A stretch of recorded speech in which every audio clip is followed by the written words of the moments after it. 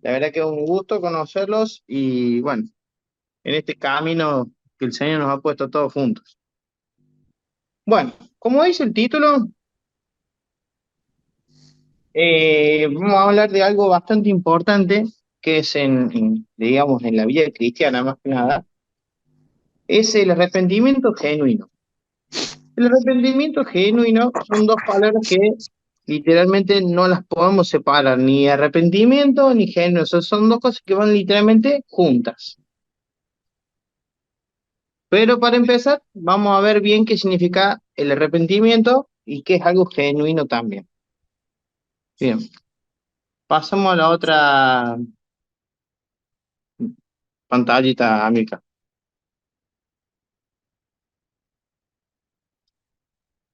Algo genuino es algo legítimo, algo, la verdad que es algo auténtico, algo que no tiene manchas, no tiene fallas, es algo totalmente original.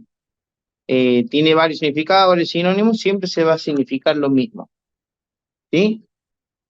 Después, lo que es el arrepentimiento. Hay varias formas de leer el arrepentimiento, ¿sí? El, el arrepentimiento viene del griego, en la palabra de Dios, de metanoia, ¿sí? Metanoia son dos, la pantallita siguiente, Amílcar. Como ven ahí dice metanoia. La palabra arrepentimiento viene del griego metanoia, que significa cambio y cambio de mente. Para la palabra del Señor en la Biblia siempre va a aparecer de esta forma la del arrepentimiento, ¿sí? El arrepentimiento también va relacionado bastante, de hecho van como de la misma mano, a lo que es la metamorfosis. En la siguiente pantalla te vamos a ver ahí, Marvick. Está completamente ligada a la metamorfosis. Meta, cambio, como vimos recién, morfosis, forma, ¿sí? Otra forma de que usan el arrepentimiento, yo cuando era más chico hacía pinturas. Eh, Pintaba en el óleo, pintaba varias cosas, dibujaba también. Cuando se le llama arrepentimiento es cuando alguien, o sea, tu maestro, tu mentor, te exhorta a que el dibujo que estás haciendo lo hagas de otra forma. Por ejemplo, en esa definición dice, el arrepentimiento es lo que sucede, ¿dónde estamos? Acá. Es una corrección que se advierte en la composición de un dibujo de los cuadros de las pinturas. O sea, me pareció bastante interesante esta definición porque tomé como ejemplo que nuestra vida es como un cuadro que vamos pintando, ¿sí? Y el Señor es quien nos va guiando esa obra. Es como para hacer una paráfrasis sobre eso. Después, cualquier cosa, amiga, si necesitan interrumpir para aclarar algo, no hay ningún problema, le metemos nomás. Ahí está, ahí ves que dice, sí, es la corrección que se advierte en la composición del dibujo del cuadro de pintura. Ahí, como pueden ver en la imagen, puse una pintura bastante famosa, la de la derecha, y ahí en el otro hay una persona que está indicándole a la persona cómo hacer el dibujo y la pintura. El arrepentimiento, que habla mayormente en la Biblia, significa lo siguiente, ¿sí? Cambiar nuestra mente, cambiar, es el cambio de nuestra mente para también cambiar nuestra forma de vivir, como lo dice en Romanos.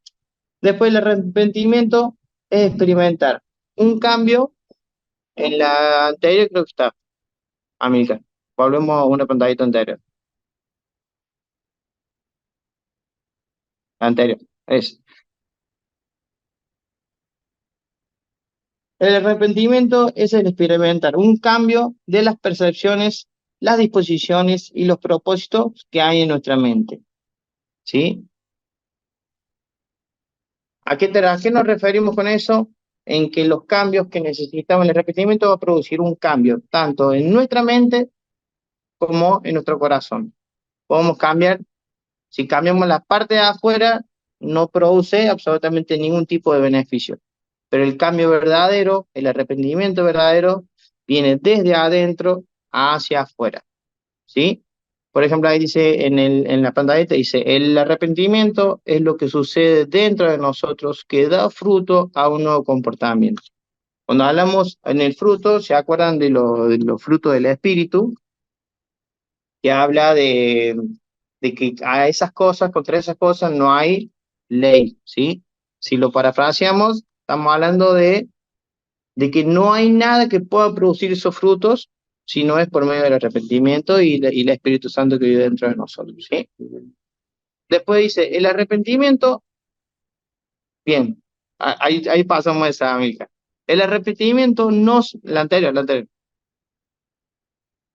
bien, el arrepentimiento no son los nuevos actos, sino el cambio interno que da como fruto actos nuevos. Ahí está como explicado lo que produce en nosotros el arrepentimiento, ¿sí? Porque a veces algo que tenemos que tener en cuenta, por ahí nos encontramos en una situación en la que queremos que cambiar porque no hemos sido descubiertos o simplemente porque nos aterra la consecuencia del pecado. Y entonces cambiamos y empezamos a hacer actos nuevos, queremos como remendar cosas, no sé, empezamos a ir más a la iglesia, ofrendamos o hacemos cosas desde afuera de nosotros, ¿sí? Y el arrepentimiento no es casualmente eso. De hecho, parte de mi testimonio engloba mucho eso. El no haber entendido desde un principio lo que es el arrepentimiento cuando yo empecé con todo esto del grupo, digamos, eh, me trajo cierto aumento de daño, porque empecé a gastar mis fuerzas, ¿sí? Bien, y el arrepentimiento, y este es algo que Jesús que nos pide que vivamos este cambio, ¿sí? O sea, es parte de la vida cristiana el arrepentimiento y el cambio que Jesús nos está pidiendo.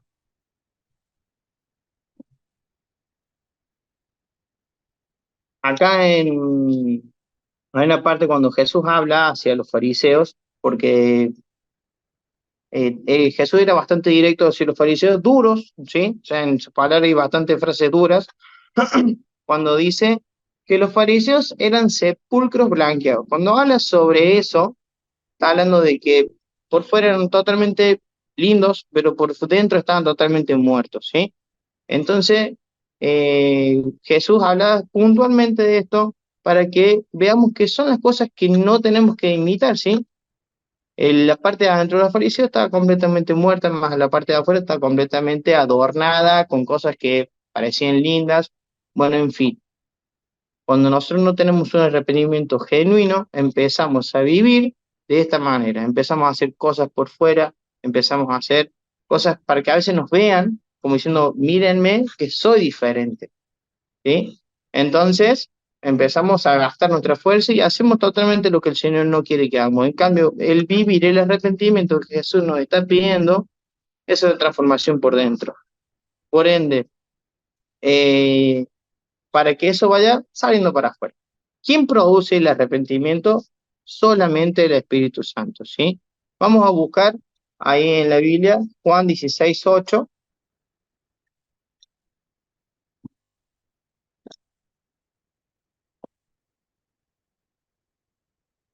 ¿Alguno lo quiere leer?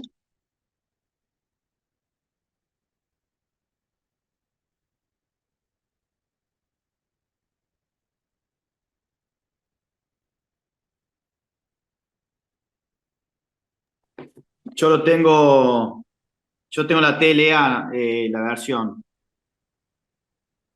Bueno, Cuando el vamos, Espíritu venga,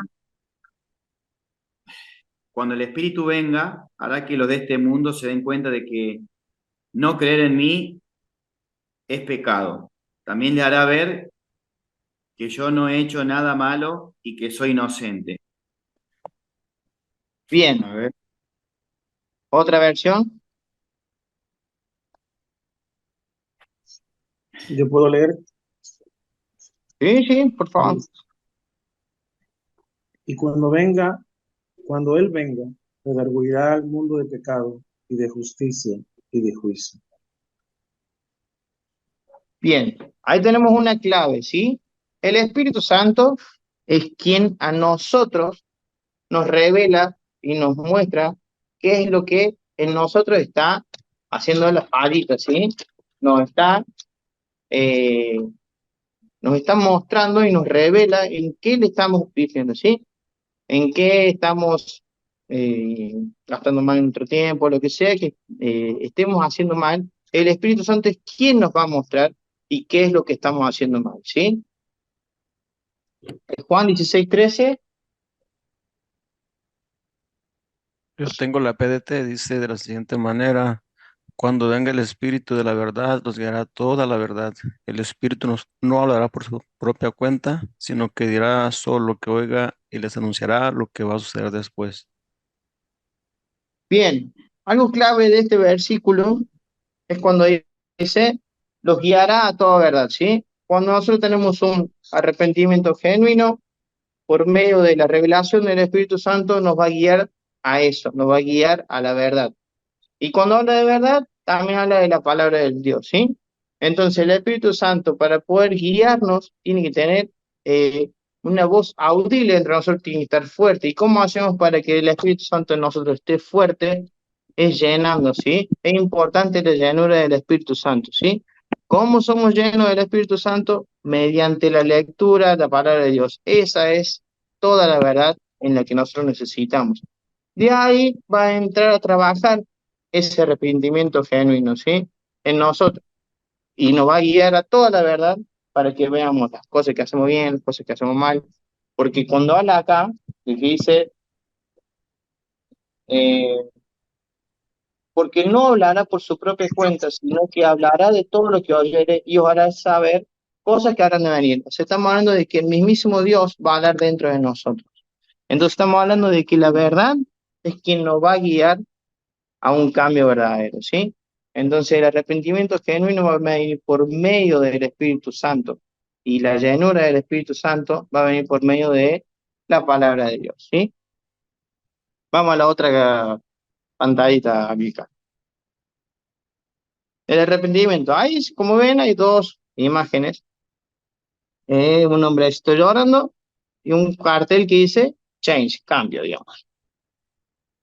En sí, cuando nos vamos al arrepentimiento, produce tristeza, es inevitable que no lo produzca, porque nos está mostrando que dentro de nosotros hay algo malo, que hay mucho daño, pero en sí no es, el estar triste no es el cambio que produce, ¿sí? El arrepentimiento no es llorar, es cambiar. Nos entristecemos y eso es algo normal. Ahí el motivo de la tristeza puede ser o por la consecuencia de haber sido descubiertos o por haber herido el corazón de Dios. Eso fue lo que en mi vida fue lo que pasó, ¿sí? Me costó mucho entender de que el daño era directamente hacia el Señor, ¿sí? Entender de que el daño que yo producía era lastimar el corazón de mi Creador, ¿sí? Va a costar, cuesta llegar a ese punto, cuesta llegar a entenderlo, porque al principio sí nos encontramos en esta situación en la que uno no se encuentra como entre la espada y la pared, como diciendo nos han descubierto, se enteraron de las cosas que hacíamos, y sí, vamos a estar tristes, vamos a estar como también enojados porque no quería que esto se pasara, pero después el Señor, por medio del arrepentimiento, va a ir trabajando en nosotros y nos va a hacer dar cuenta de que nuestro pecado hiere en línea directa, en línea recta hacia el corazón del Señor. En el Salmo 51, cuando tengan tiempo, léanlo, literalmente fue el salmo que a mí eh, quebró mi corazón. Ahí David habla, dice, contra ti solo he pecado, ¿sí? Ahí habla de que se da cuenta de que el error era solamente era directamente hacia él. También se le puede decir, pero fíjate, David, echaste moco por todos lados, mataste un hombre, o sea, muchas cosas. Pero David estaba bien centrado en lo que pensaba. herir el corazón del Señor, ¿sí? Eh, pasemos a la siguiente diapositiva.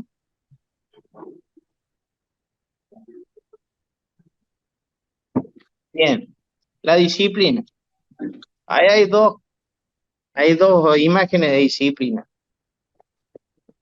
Si decimos disciplina, a nuestra mente automáticamente nos lleva a un reto, a una castigada, a algo malo, ¿sí? Que no está mal, porque así no fue de chico, nos cascaban cada caño. Pero cuando la Biblia habla de disciplina, si leemos Hebreos 12:11, ¿alguien tiene para leerlo? ¿Lo quiere leer? Hebreos 12:11.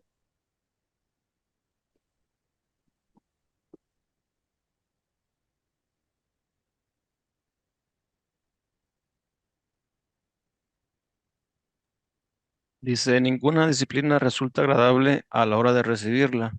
Al contrario, es dolorosa, pero después produce la apacible cosecha de una vida recta para los que han sido entrenados por ella. Gracias, loco. Bueno, como pueden ver, ninguna disciplina es, es gustosa, ¿sí? Ninguna disciplina nos va a gustar al principio ni nos va a hacer algo bien, pero después va a traer gozo, va a traer paz. Es como cuando uno empieza a ir al gimnasio. Yo, por ejemplo, empecé a ir al gimnasio hace 3 días y no siento los brazos, me duelen las piernas, estoy completamente destruido. Pero en fin, la disciplina al principio es dura, pero trae mucha bendición, ¿sí? Así que a veces cuando entendemos que hay cosas que el Señor permite, la disciplina, como cuando lo permitía con el pueblo de Israel, al principio permitía que los pueblos lo sometieran y así iban cayendo cada otro lado. Son disciplinas que se han ido permitiendo para que solamente se fijaran en él, para que no sacaran su mirada en él, pero bueno, si vemos que después en jueces cada uno hacía lo que quería, después no. En fin, la disciplina viene de parte de Dios y la disciplina es buena. Ahí en Oseas 11:4 habla de las cuerdas de amor, ¿sí? Habla de que el Señor te atrae con cuerdas de amor. Lo vamos a buscar para no parafrasearlo. ¿Alguno quiere leerlo? Lo leo. Dale. Tengo la versión Dios habla hoy que dice, con lazos de ternura, con cuerdas de amor los atraje hacia mí. Los acerqué a mis mejillas como si fueran niños de pecho. Me incliné a ellos para darles de comer. Bien. Es increíble con la ternura que habla en ese versículo de que el Señor utiliza la disciplina, utiliza todas las cosas que podemos pensar que a veces son dolorosas y malas, pero jamás falta su amor, ¿sí? Eso también fue parte de mi testimonio, fue parte de mi vida, entender y poder vivir el amor de Dios. Literalmente cuando yo fui descubierto, eh, de hecho fue mi esposa que me puso en ese momento era mi novia, el que me puso contra la pared, digamos. Y bueno, fui como obligado a contar todo, pero cuando conté todo, miré a los ojos de mi novia en ese momento y lo único que yo pude ver fueron los ojos de Dios, de Cristo, diciéndome, te perdono y vamos a salir de estar juntos. En ese momento no fue mi novia, fue el mismo Señor hablándome, pero fue con esos ojos de amor en el que me dijo, con esto vamos a salir juntos, ¿sí? Vinieron las consecuencias, vinieron todas las cosas que pueden haber venido, que hoy también sigo pagando consecuencias de eso, pero jamás el dolor fue mayor que el amor que él tuvo sobre mí, ¿sí? Así como a todos nos puede pasar, ¿sí? Seguimos a la otra diapositiva.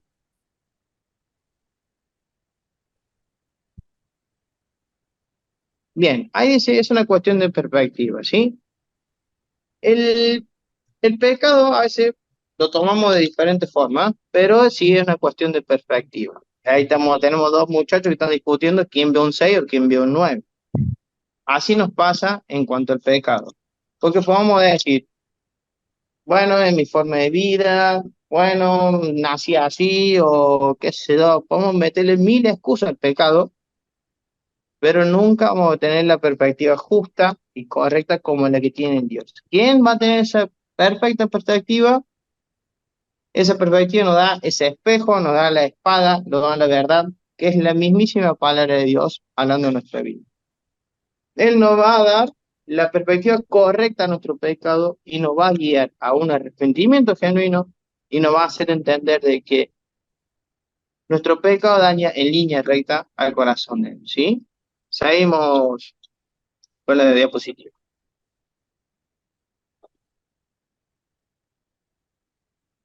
Bien, algo que me quedó del anterior.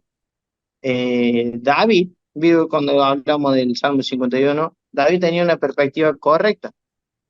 Por eso él solamente le dijo al Señor, contra ti solo he pecado, contra ti he hecho lo malo a tus ojos. Entendió de que esa era la forma de arrepentirse y su corazón estaba guiado a eso, ¿sí? ¿Qué produce la falta de arrepentimiento, sí? Tenemos varios puntos. El primer punto es el mal funcionamiento de nuestra vida, ¿sí? Nos alejamos del Señor, no nos arrepentimos y nuestra vida entra como a fallar en varios aspectos. Te diría que en todos, ¿no? Puede ser en las relaciones, pueden ser en el hogar, en la casa, en la gente que nos rodea, financieramente también. Entra a tener un funcionamiento diezmado, ¿sí? Entra como nuestra vida entra como a fallar, a tener fallar. Yo soy mecánico y la otra vez hablábamos, en el mismo programa, hablábamos de que podemos poner un auto totalmente inmaculado por fuera, pero por dentro tiene un motor que nunca se le cambia el aceite, nunca se le cambia el agua, nunca se le hizo absolutamente nada de eso, por ende el motor anda pésimo, ¿sí? Entonces como que vos tengas un auto hermoso, bueno, vamos a un Ferrari, ¿sí? Y nunca le hayas cambiado, le hayas hecho servicio y todas esas cosas, bueno, de acá a un tiempo el auto va a entrar a andar muy mal, ¿sí? Vemos en el Salmo 32:3, ¿alguno lo quiere leer? ¿Lo puedo leer? Sí, por favor. Mientras callé, se envejecieron mis huesos. En mi sentir, en mi sentir, mi gemir todo el día, perdón. Bien, ahí David hablaba de su parte física, ¿sí? Él cayó su pecado, estamos hablando de cuando fue lo de Betsabé. Literalmente él tenía su cuerpo mal, ¿sí? Se sentía enfermo, su cuerpo estaba dolido, y eso nos entra a pasar a nosotros. Quieran o no, el arrepentimiento, la falta de arrepentimiento y el pecado en nuestra vida entra a dañarnos físicamente también, ¿sí? Fisiológicamente, entra a destruir nuestra vida por dentro. Así que es importante que entendamos lo que produce la falta de arrepentimiento.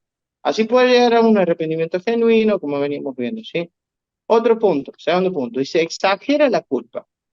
Ahí en 2 Samuel 12, después lo pueden leer ustedes, habla de cuando David fue intimado por el profeta, ¿sí? Que le dijo, le contó la historia de que había un hombre que tenía 100 ovejas, después otro hombre que tenía solamente uno, al que tenían 100 le vino gente a cenar, este hombre no quiso matar a sus ovejas, fue y le robó a la única oveja que tenía esa persona y la comieron, le hicieron un banquete.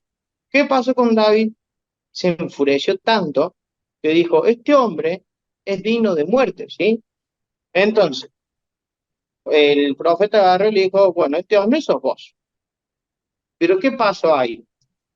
David estaba tan enojado que exageró el problema, ¿sí? Porque en esa época, ¿cuál era lo correcto? Que solamente el que le sacó la oveja se la restituía, le tenía que restituir la oveja que le sacó, nada más. Ante la ley era eso. No era digno de muerte. Pero como David tenía pecado oculto, tenía falta de arrepentimiento, ¿sí? Muchas cosas, exagera la culpa. Así también nos pasa a nosotros. Vemos como que las cosas de los otros son mucho peor, o exageramos la violencia de los otros, exageramos la culpa de los otros, mira lo que hizo el otro. porque nosotros estamos callando nuestro pecado, estamos ocultando nuestra verdad, ¿sí? No estamos teniendo arrepentimiento y exageramos absolutamente todo lo que pasa a nuestro alrededor. Estamos gritantes, estamos susceptibles también, estamos como a la defensiva. Entonces, todo eso nos produce un mal mucho más grande. El otro punto es la idolatría. ¿Qué pasa con la idolatría? Estamos hablando de que eh, entra a ocupar un lugar en el que solamente lo tiene que ocupar Dios. Estamos ocupando fuerzas en eso, ocupando nuestra mentalidad en lo que hemos hecho. Y le estamos sacando el trono al mismísimo Señor. Es fuerte escucharlo así, pero aunque no nos damos cuenta con pequeñeces, nos ponemos a hacerlo. Nuestra vida entra a funcionar mal en cosas muy pequeñas, ¿sí? Entramos a veces a mentir, cuando exageramos la culpa, por ejemplo, en una discusión con nuestra esposa o amigos, entramos a ponernos saltamos con bronca, o sea, tenemos a veces cosas pequeñas, pero que van sumando a ese encubrimiento de nuestro pecado, ¿sí? Y por último punto, nos aleja de Dios. Vamos a leer Mateo 27 del 1 al 5.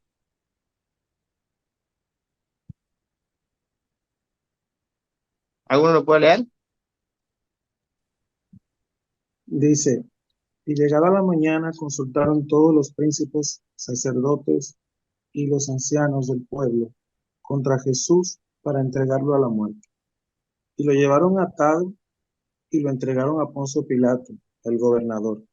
Entonces Judas, el que lo había entregado, viendo que era condenado, devolvió arrepentido las 30 piezas de plata a los principales sacerdotes y los ancianos, diciendo, yo he pecado entregando sangre inocente. Mas ellos dijeron, ¿y a nosotros qué? Tú verás. Y arrojando las piezas de plata en el templo, se marchó y se fue y se ahorcó. Bien, es un momento en la Biblia bastante fuerte y duro, ¿sí?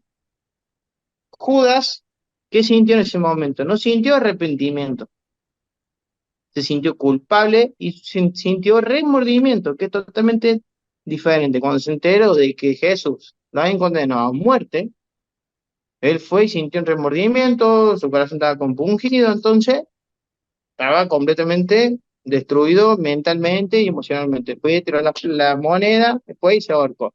Todas decisiones malas, ¿sí? Muchas malas decisiones. Ahora tenemos otro punto. En Juan 21 del 1 al 14. ¿Alguno lo puede leer? Perdón que los haga leer, pero bueno, quiero hacerlos participar todos, cualquiera que quiera leer.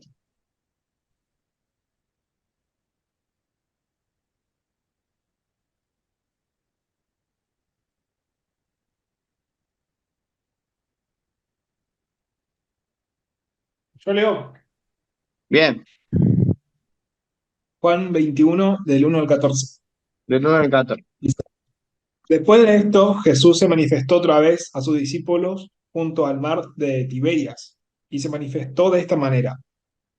Estaban juntos Simón Pedro, Tomás, llamado el Dídimo, Natanael, el de Caná de Galilea, los hijos de Zebedeo, y los otros dos, y otros dos de sus discípulos. Simón Pedro les dijo, voy a pescar. Ellos le dijeron, vamos nosotros también contigo. Fueron y entraron en una barca y aquella noche no pescaron nada. Cuando ya iba amaneciendo, se presentó Jesús en la playa, mas los discípulos no sabían que era Jesús. Y les dijo, hijitos, ¿tenéis algo de comer? Le respondieron, no.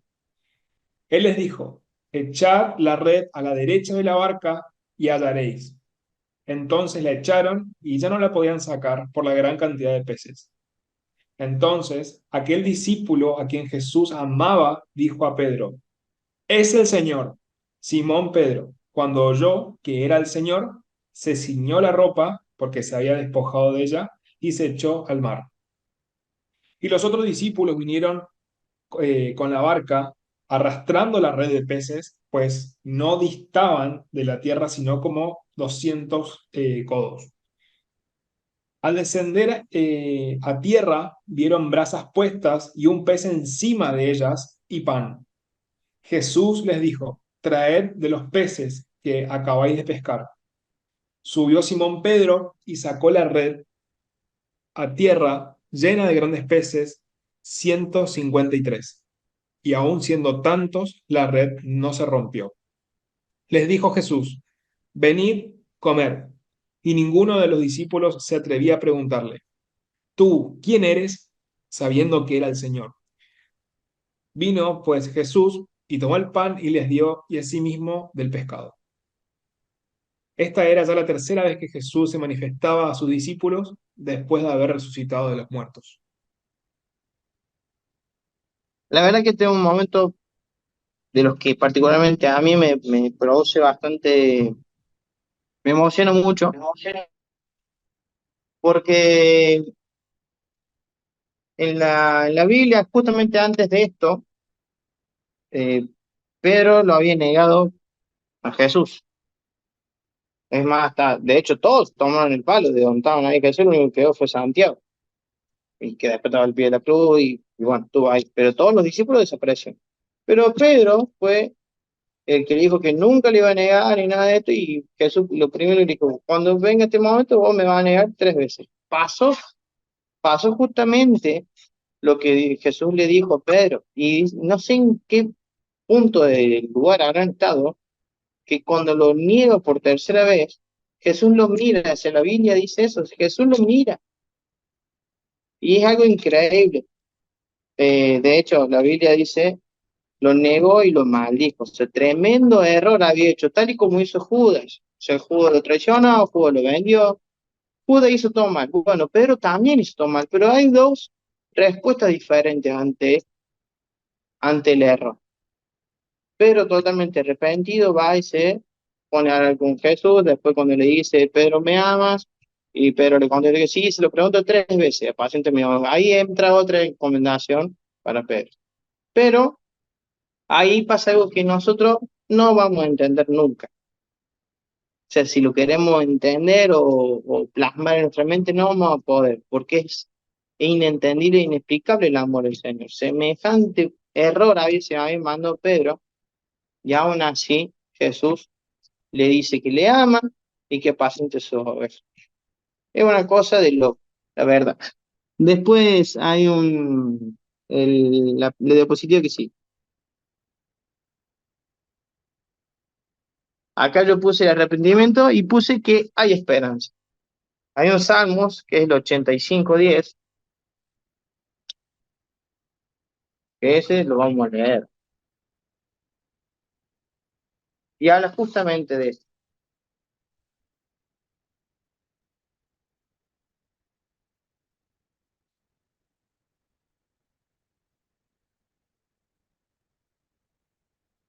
Dice así: la misericordia y la verdad se encontraron. La justicia y la paz se besaron. Estamos hablando de que son dos cosas que son totalmente opuestas, como cuando dice: la misericordia y la verdad se encontraron, la justicia y la paz se besaron. Estamos hablando de que nuestra justicia a veces nunca va acorde a nuestra paz, jamás, porque siempre pensamos que, por ejemplo, nos matan a una hermana. ¿Cuál sería nuestra justicia hacia mente de humana? Tenemos que ir a matar a quien mató a nuestra hermana. Entonces, nuestra justicia como hombre nunca jamás se va a acercar a la justicia del Señor. Y solamente Él puede hacer que estas dos cosas se unan, como dos calles que al final se unen. Por eso dice, se besaron. Es algo que nosotros en nuestra mente no lo vamos a poder captar. Y así funciona el amor de Cristo entre nosotros. Después en Romanos 8, 32 al 39, ese sí me gustaría que lo leamos.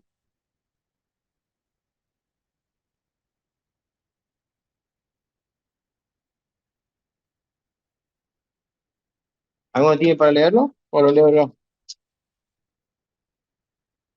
¿Lo leo? Yo leo, Sí, hermano. lea. Dice, el que no escatimó ni a su propio hijo, sino que le entregó por nosotros, nos dará también con él todas las cosas. ¿Quién acusará a los hijos de Dios? Dios es el que justifica. ¿Quién es el que hará? Cristo es el que murió, más aún el que también resucitó, el que además está a la diestra de Dios, el que también intercede por nosotros. ¿Quién nos separará del amor de Cristo? ¿Tribulación o angustia? ¿Persecución o hambre o desnudez o peligro? ¿Espada? Como está escrito, por causa de ti somos muertos todo el tiempo, somos contados como ovejas de matadero. Antes, en todas estas cosas somos más que vencedores por medio de aquel que nos amó, por lo cual estoy seguro de que ni la muerte, ni ángeles, ni principados, ni potestades, ni lo presente, ni lo porvenir, ni lo alto, ni lo profundo, ni ninguna otra cosa creada nos podrá separar del amor de Dios. En Cristo Jesús, Señor nuestro.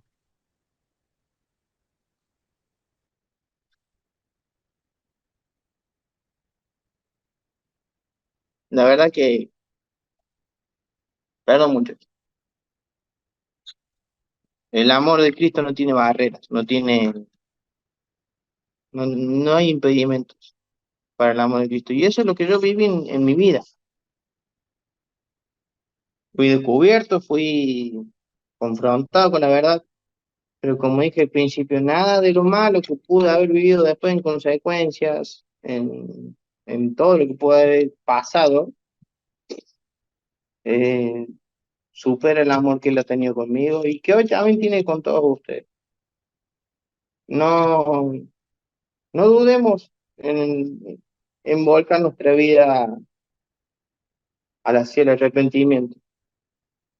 Eh, una pregunta que es con la que inicié es, ¿qué nos trajo acá el grupo? ¿Qué fue lo que realmente nos hizo venir hacia el Señor? Y a veces pensamos que es para que lo hablemos después en el grupo pequeño, ¿qué fue lo que nos trajo el grupo? Y la verdad que quiero que lo piensen bien, porque a veces estamos acá y pensamos que el habernos traído el grupo fue porque nos descubrieron o porque nos dijeron, che, ¿querés cambiar? Tenés que meterte acá. Y bueno, puede ser que así hayamos iniciado, ¿sí? Así que tenemos esa para charlar en el grupo, esa pregunta. Después hay otra pregunta que quiero que lo tengamos en cuenta, es, ¿cuál es mi actitud siguiente hacia la caída? O sea, ¿cómo me comporto después de la caída o del pecado? Después, otra pregunta para que lo tengamos en cuenta. Yo las voy a anotar acá o no sé si alguno las anoto, las voy a anotar en el chat. ¿Cómo cambia mi perspectiva de Dios en base a lo que leímos y lo que vimos hoy? Y después otra pregunta para que tengamos en el grupo es, ¿cómo puedo aplicar de manera práctica en mi vida lo que recordé o aprendí hoy? Vamos de vuelta. Primera pregunta, ¿qué me trajo el grupo? Segunda pregunta, ¿cuál es mi actitud siguiente a la caída?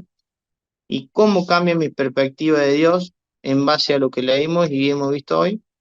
Y después otra pregunta, ¿cómo aplicar de manera práctica en mi vida lo que lo que recordé o aprendí hoy? Bueno, como estuvieron escuchando, le he estado contando parte de mi testimonio. En fin, eh, el Señor ha trabajado bastante en mí y va a seguir trabajando porque siempre tenemos cosas que cambiar. Y más que nada en soy chico, me falta mucha vida, pero llegar a este grupo literalmente fue una de las mejores cosas que me ha pasado en la vida. Te diría que doy gracias a Dios por todo lo que ha pasado, por haber tenido que contar, confesar mi pecado. Le doy gracias porque hoy estoy en un lugar donde puedo abrazar a una familia, puedo tener eh, un sustento diario también, alguien en quienes apoyan. Así que bueno, espero que me hayan entendido un poco de lo que he estado hablando hoy y que podamos charlar bastante ahora en el grupo pequeño. Así que, bueno, eso sería todo, Amílcar. Gracias, Emma. Qué bendición escucharte. Qué bendición saber lo que Dios comenzó a hacer en tu vida y sigue haciendo. Me quedo con lo que dijiste, el amor de Dios lo puede todo y lo supera todo.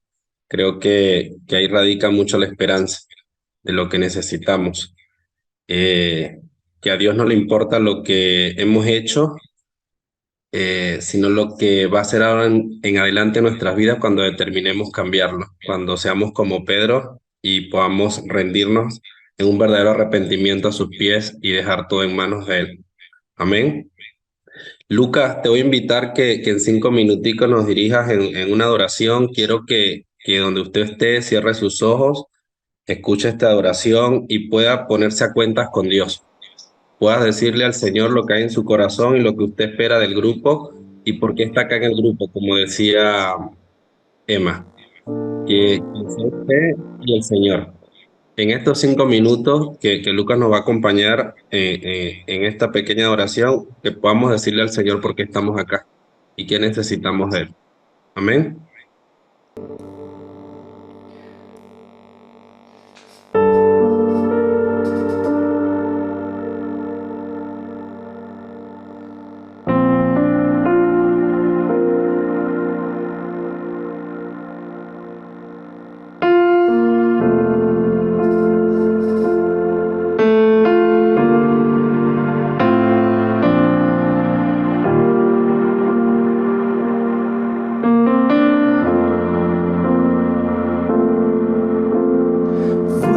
Vuelvo al lugar del primer amor, donde todo comenzó. Allí escucho tu voz que me define y recuerda quién soy. Vuelvo al lugar del primer amor, donde todo comenzó. Allí escucho tu voz que me define y recuerda quién soy. Aquí estoy, rendido a tus pies, reconociendo que dependo de ti, que no existen circunstancias que puedan apagar la voz de un hijo de Dios.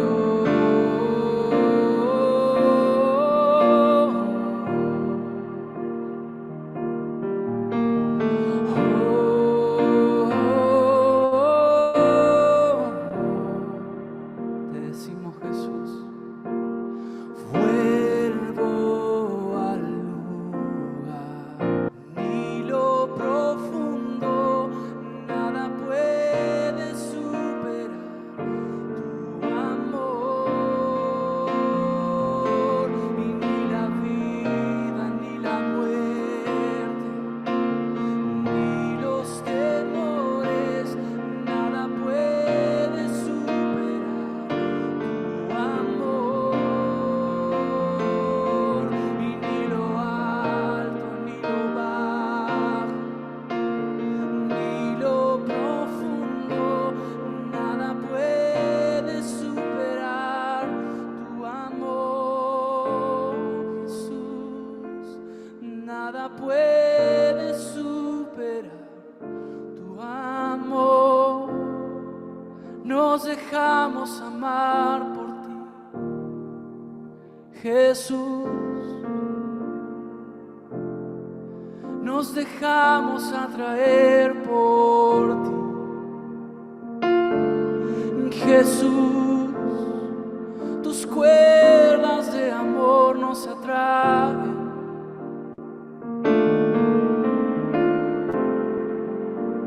Tú no despreciarás un corazón arrepentido y humillado, que muere de amor por ti, Jesús. Nos rendimos a ti, Jesús.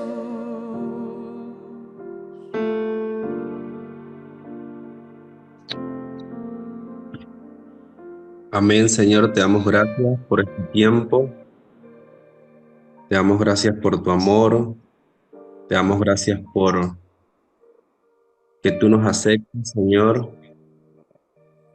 Tú abres las puertas de tu casa, Señor, y entramos al banquete que tienes preparado para nosotros como tus hijos, Señor. Gracias porque con amor inagotable nos abrazas, Señor. Gracias porque tu amor inagotable, Señor, cubre multitud de pecados, Señor. Gracias por este tiempo, Señor. Gracias, Padre. En Cristo Jesús. Amén y amén.